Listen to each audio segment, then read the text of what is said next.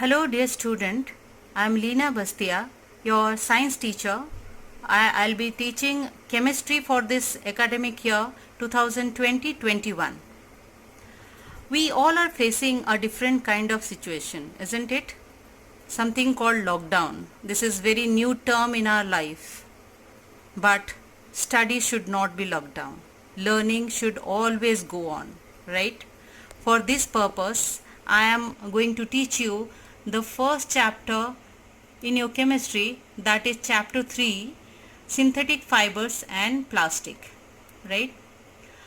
In this chapter, dear student, at the end of this chapter you will be able to know what is synthetic fiber, how are they made, where do the raw materials come from, do we use other materials that are synthetic, do we use fabric for purposes other than making clothes to wear, what kind of fabric do we see around us, what are they used for. And in the other section of this chapter we are going to study about plastic, usefulness and problems associated with their excessive use. Means we all know that there are two types of material, that is biodegradable and non-biodegradable, and plastics comes under non-biodegradable. So how they are harmful for the environment, that is the real problem is, that we are going to study in this particular chapter. So the first thing that we are going to know about this chapter is what is a fiber. You must be aware of this particular term in your junior classes, isn't it? It is basically a very thin thread like strand from which cloth is made. You must have broken a thread. You must have seen a number of still smaller thread is twisted together. Each of that thin strand are the fiber, right? Basically this fiber is of two types. First one is natural, second one is the synthetic, and this is what in our syllabus, which is also known as the man-made or the artificial fiber. First of all, to know about this fiber in detail, the synthetic fiber in detail, we should know that how this man-made fiber is been made. For that, we should know that what is a monomer. Monomer, if we'll break this particular term into two parts, that is mono means single, mer means part or unit. So together we can say that this is a single unit. Okay, or this is also technically known as a small repeating unit. And another term is the polymer. Poly means many, again mer means the unit. Many unit, that means many monomer when combined together they form a polymer. And for making this polymer, the process which has been used is known as polymerization, right? Let us take an example. Look at the wall that is made out of bricks. Each brick is known as monomer here, and the wall ultimately known as polymer. And the process of making the wall, like we connect the bricks with the help of cement, concrete, whatever, this is the process to make the wall. This process is known as polymerization in this case. Let us consider few more example which is given in your book. Come to the page number 32. Two of the pictures you can say that is there in your book's first page. See this two picture. Here the first picture is a necklace which is made out of beads. So here each of the bead is monomer, and entire the necklace or the neck piece is known as polymer. And the process through which the beads has been connected, the thread which is connecting the beads, we call it the process of putting the beads into the thread. That process is known as polymerization. In the second picture you can see the paper clips that has been attached to form a long chain. Ultimately the long chain is the polymer, and each individual clip is the monomer here, and the process through which we connect each of the paper clip is known as polymerization. I hope you got it, everyone. Just go through the book once so that you will be clear. This polymer is of two types. First one is natural, second is synthetic. What do you mean by a natural one? Yes, this polymer also exists naturally. The cotton fiber, which is made up of natural polymer cellulose. Cotton fiber that we got, cotton clothes we wear, no, that is made out of cotton fiber. That is the polymer used in the cotton fiber is the cellulose. You must have heard about it from the from your junior classes. Here the cellulose is the polymer. What is the monomer for that? How the polymer cellulose is been made? That is by the combination of the glucose unit. Glucose is the monomer, cellulose is the polymer. Similarly, the other polymer, the other type is synthetic. Let us take one of the example. We will see a few more examples in this chapter, but let me take one example, that is your nylon fiber, which is made up of nylon polymer whose monomers are two different units.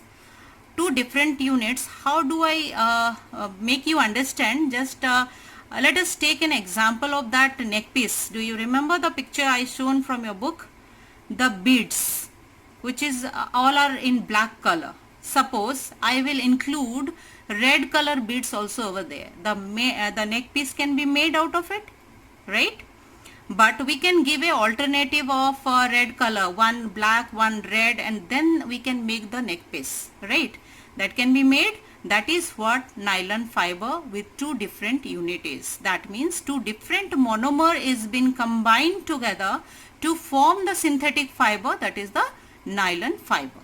And both the monomers is again man-made.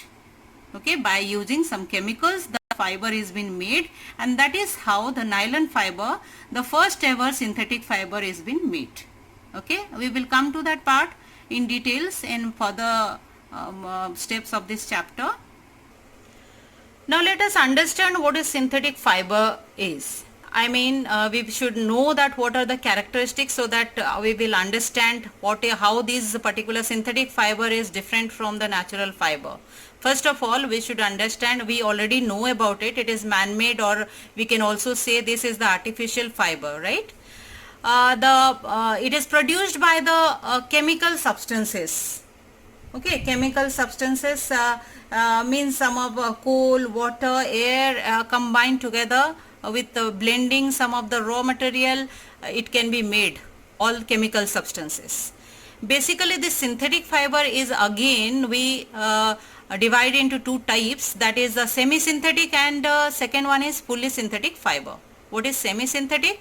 Semi-synthetic means the raw material is the natural source, that is natural fiber is combined with the chemicals, means some part is of which is naturally occurring, and chemical is been added to it, blended together, and the strand or the thread is been formed out of it, which is known as semi-synthetic.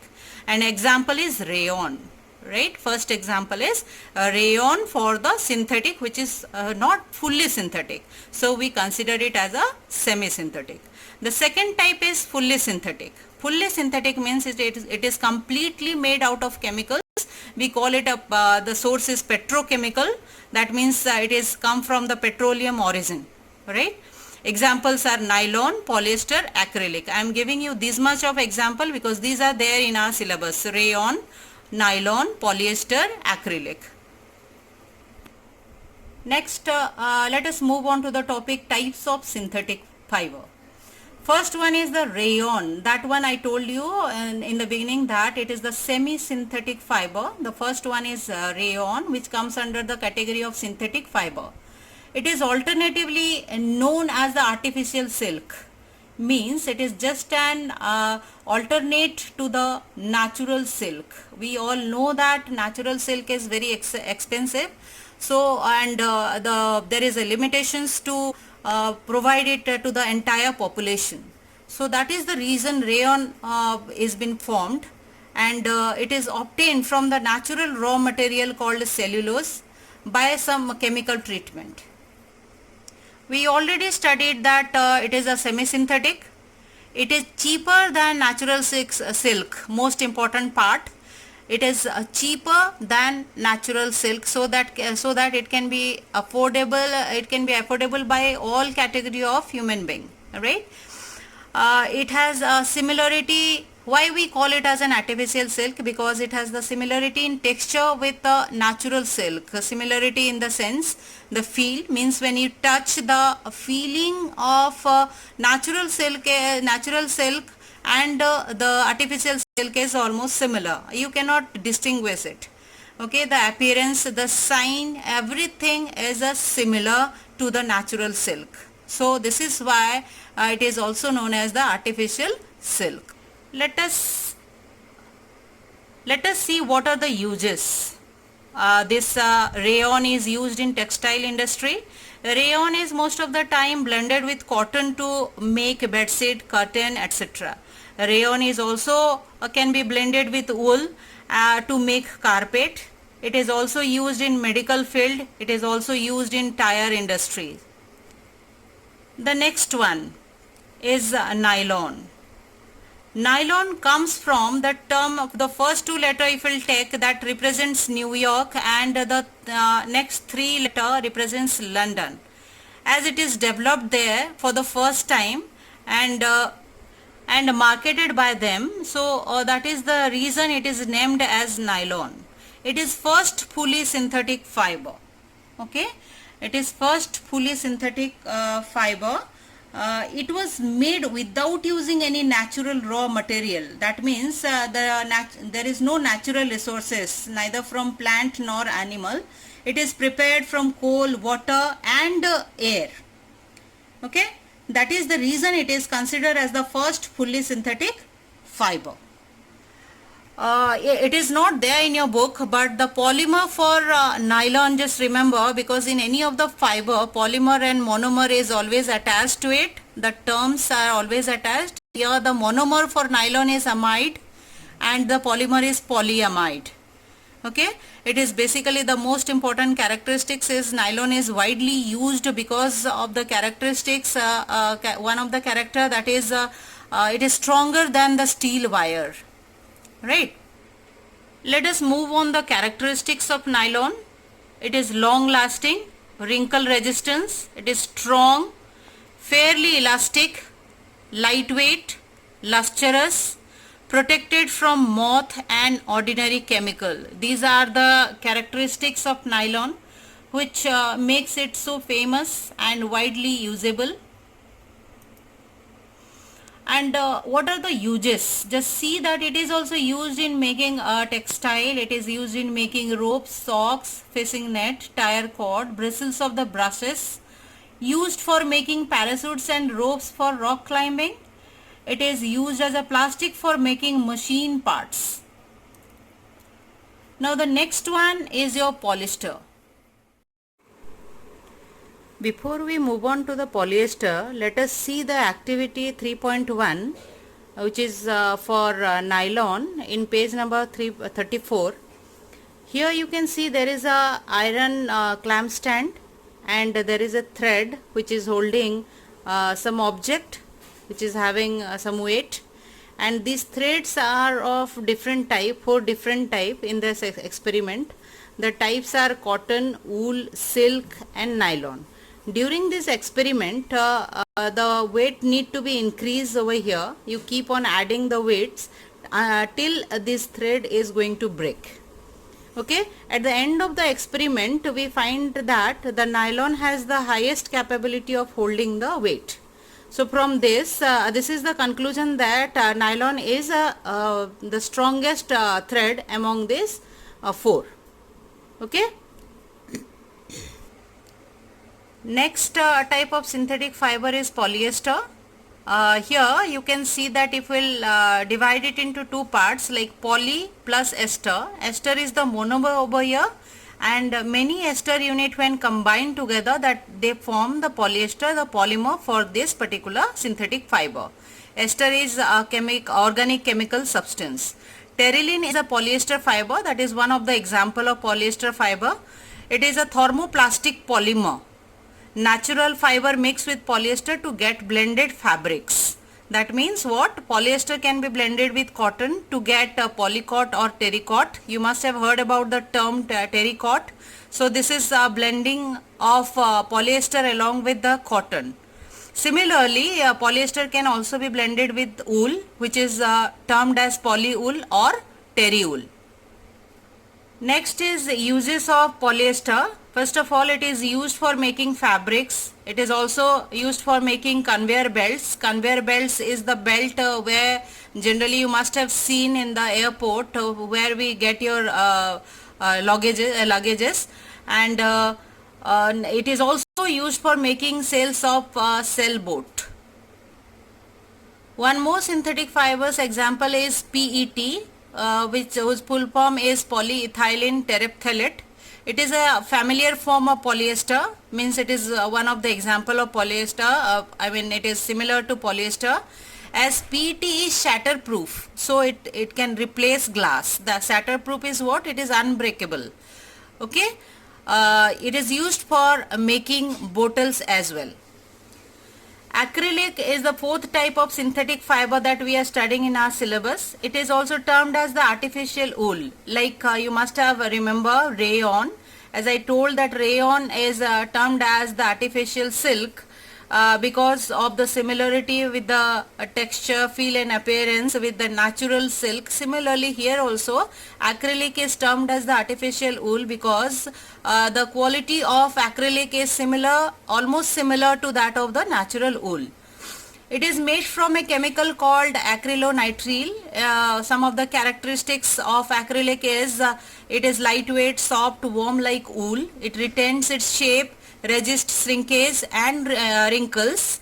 It is strong, cheaper, durable and quick dry quality it has. Resistance to moth and most of the chemicals. It is used to make sweaters, shawls and blanket, etc. Now we will see the advantages of synthetic fiber. If you club all the characteristics of all the four synthetic fibers that we studied, you will get the advantages of synthetic fiber altogether. So let us see one by one and you will agree that these are the characteristics of the examples that we had just finished. So ultimately these are the advantages. First one is it is strong, durable, absorb very little water. It is wrinkle resistance, quite lightweight, extremely fine, not attacked by moths, do not shrink, less expensive and readily available. It is easier to maintain also. Let us see, is there any disadvantage of synthetic fiber? Yes, it melts on heating. It is not suitable to wear in hot summer weather. This is all about synthetic fiber. Here I had given two review questions. Just go through the questions and find out the answer by yourself.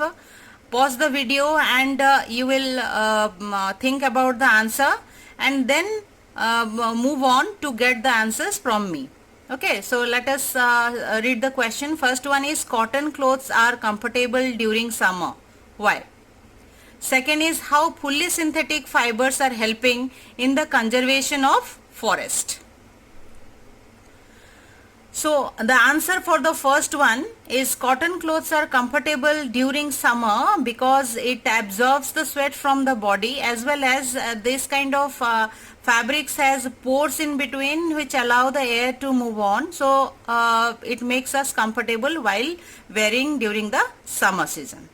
Second question, how fully synthetic fibers are helping in conservation of forest. You know that fully synthetic fibers means it is the fiber is made completely out of chemicals, so it doesn't depend on the natural sources. No wood pulp is required for this. That means we are not depending on the plant, and that is how while making the fully synthetic fiber we are conserving, or the conservation of forest is being done. Okay, these are the answer for these two questions. Next part of this chapter is plastic. Before we move on in detail about plastic, let us understand what are the arrangement, means like the fibers, individual what do you say, the thread, how it has been made. Similarly here the arrangement is of two type.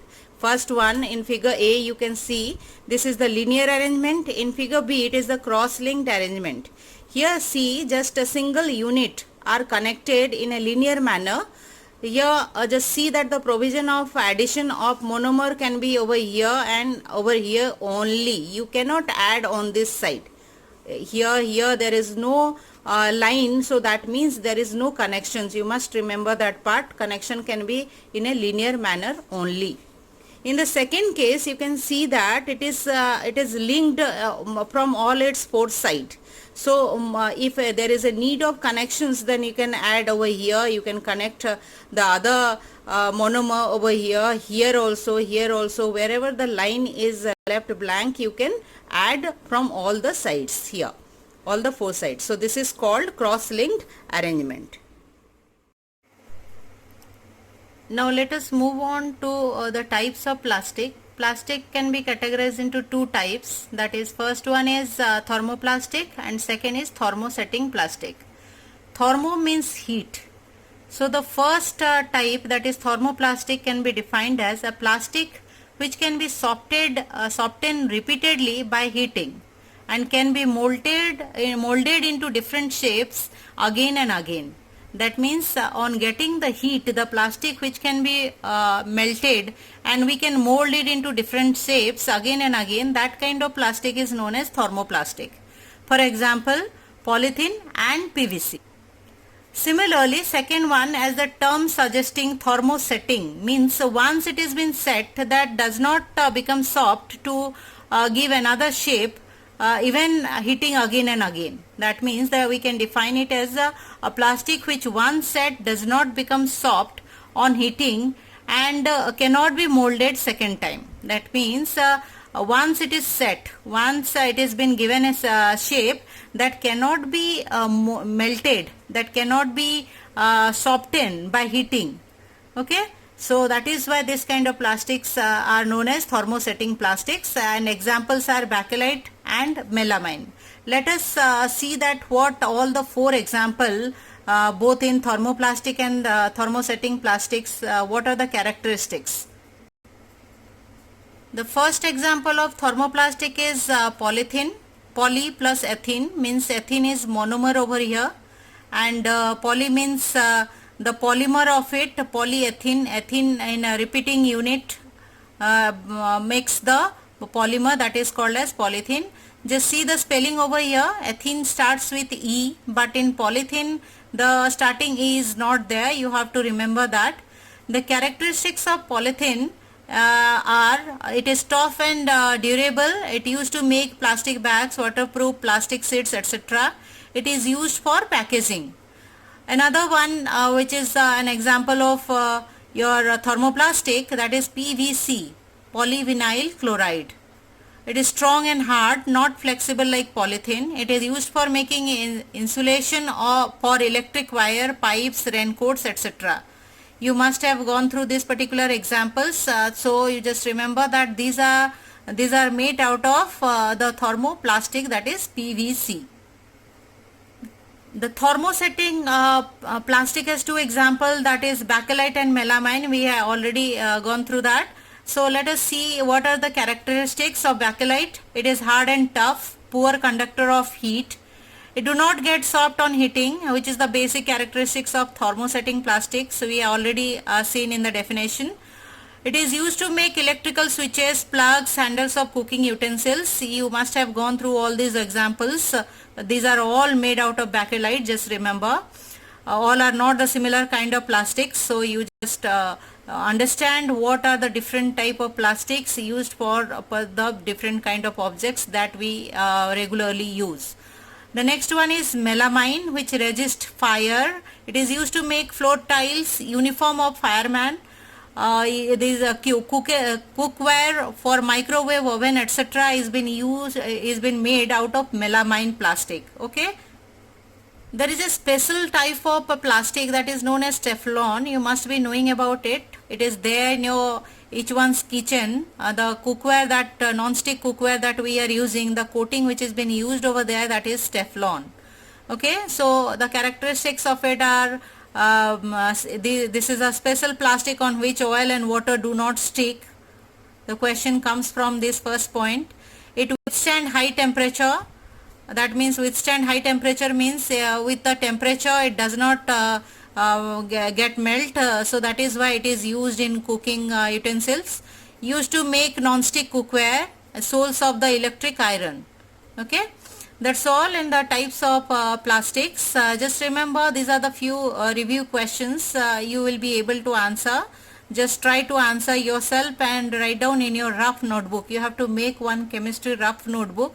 In the rough notebook you can make the notes of all this whatever I had shown, and you can also answer the review questions over there, right, which is different from your fair notebook. Just remember, the question answer notebook will be different. I am just repeating, you have to make a rough notebook, which is a rude one. No need to make a new also. Last year any copy which is which is there with you, you can use it as a rough notebook. Okay, you can just keep on writing the chemistry extra work that I am going to give in that, but question answer notebook will be separate one. That is one side rule, one side a plain one, right? Next, we will see the properties of plastic. Why plastic is so widely used, why it is so widely adapted. One of the first property is it is chemically unreactive. It does not react with chemical. That is why most of the chemicals is kept in a plastic bottle. It is poor conductor of heat and electricity. Can be molded into different shapes. Quite cheap and easily made. It is light, strong and durable. These are the properties due to which plastics are mostly adapted for various things we are using in our daily basis, isn't it? So these are the 5 properties that you must go through. It is there in your book also. Go through the book and read each of the point carefully with all the examples. So here we come to an end of this particular chapter, but before we will wind up, we should answer this few questions which is there in our syllabus, and it is already you have studied, so I had given it in a question form. Try to ask yourself, you will get the answer. You have already gone through this, so that is why I made it as in questions. What do you mean by a biodegradable substance? What is biodegradable basically? What is non-biodegradable? Third question is how plastic is affecting the environment, and what is 4Rs? Okay, nowadays it becomes 5R principle. So I'll tell you both of them. Just see in your book, it is newly printed. So what maybe it is given 5R. I have not gone through the new one.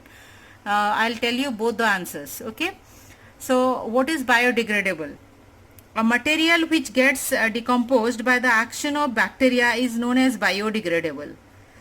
Non-biodegradable, a material which is not easily decomposed by natural processes, that is termed as non-biodegradable. Third question, how plastic is affecting the environment. We all know that since plastic takes several years to decompose by a special kind of bacteria only, it is not environment friendly. Okay, because it takes several years to decompose. Secondly, it causes environment pollution. Why so? Besides the burning processes in the synthetic material is quite slow, and it does not get completely burnt easily. In this process, it releases lots of poisonous fumes into the atmosphere, causing air pollution. So how can this problem will be solved? What we should do? We should adopt the 4R principle.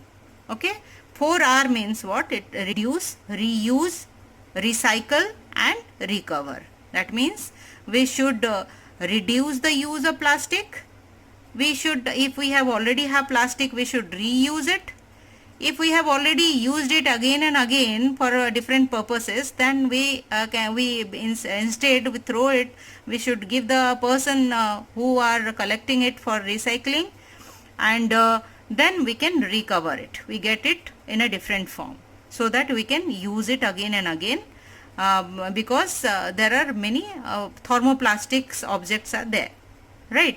In the 5R principle, there is one more term used, restore.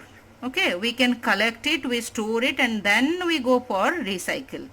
Okay, As a responsible citizen, we should adopt this 4R or 5R principle.